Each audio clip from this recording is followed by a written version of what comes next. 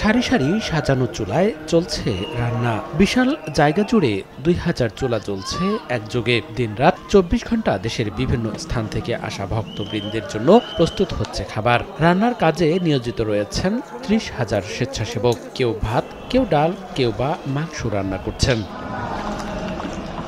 রান্নার আয়োজন শুরু হয়েছে শুক্রবার দুপুর থেকে, একটানা চলবে মঙ্গলবার পর্যন্ত।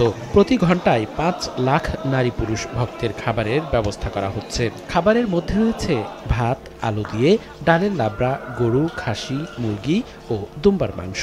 মুসলমান সম্প্রদায়ের ভক্তবৃন্দ ছাড়াও অন্য ধর্মের মানুষের জন্য রয়েছে আলাদা রান্নার আয়োজন। এই উপমহাদেশে অনেক নবী রাসূল মধ্যপ্রাচ্য পাইছি, কিন্তু এই উপমহাদেশে আমরা ওলি আল্লাহ নবী রাসূল আর পাই নাই, ওলি আল্লাহ পাইছি। ওলি আল্লাহদের খেদমতে আপনার দিলের ময়লাগুলা দূর হয়, তারপরে নবীর মহব্বত সৃষ্টি হয়, পয়দা হয়, এগুলোই আমরা পেয়ে থাকি। সাধারণত এই মহব্বতটুকু অর্জনের জন্যই লক্ষ লক্ষ মানুষ দরবার শরীফগুলোতে খেদমত করে থাকে।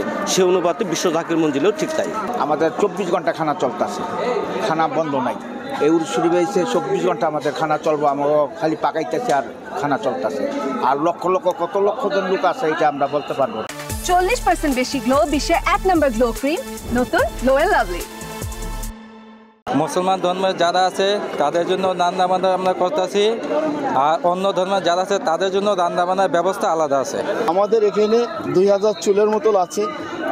প্রত্যেক ঘন্টায় 7 থেকে 8 লাখ লোক খাইতেছে, রেগুলার আসতেছে।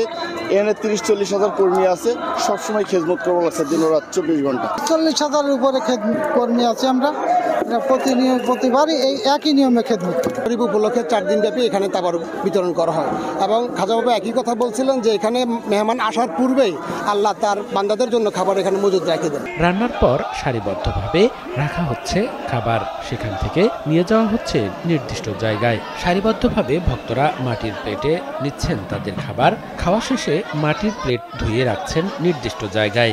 এত ভক্তের সমাগম হলেও নেই কোনো বিশৃঙ্খলা। ওরস উপলক্ষে কয়েক কিলোমিটার এলাকাব্যাপী তাঁবু স্থাপন করা হয়েছে। দেশ বিদেশের বিভিন্ন প্রান্ত থেকে সড়ক, রেল ও নৌপথে বিভিন্ন যানবাহনে চেপে ভক্ত আশেকানরা সমবেত হয়েছেন। ওরসে আসা সকলের জন্য তবারকের পাশাপাশি রাত যাপনের ব্যবস্থাও রয়েছে। নিরাপত্তার জন্য নেওয়া হয়েছে বাড়তি ব্যবস্থা। প্রতিদিন ফরজ আমলের পাশাপাশি পবিত্র কুরআন তিলাওয়াত, জিকির, আজকার, মুরাকাবা, ওয়াজ, নসিহত ও সুন্নত ইবাদতের পাশাপাশি চলছে নফল ইবাদতও। আমরা কেবলাজার হুজুরের মহব্বতে আসি, আল্লাহ এবং আল্লাহ রসুলকে পেতে এখানে আসি, এবং আমরা অত্যন্ত সুশৃঙ্খলভাবে এখানে আমাদের আদবের সাথে আমরা চলি।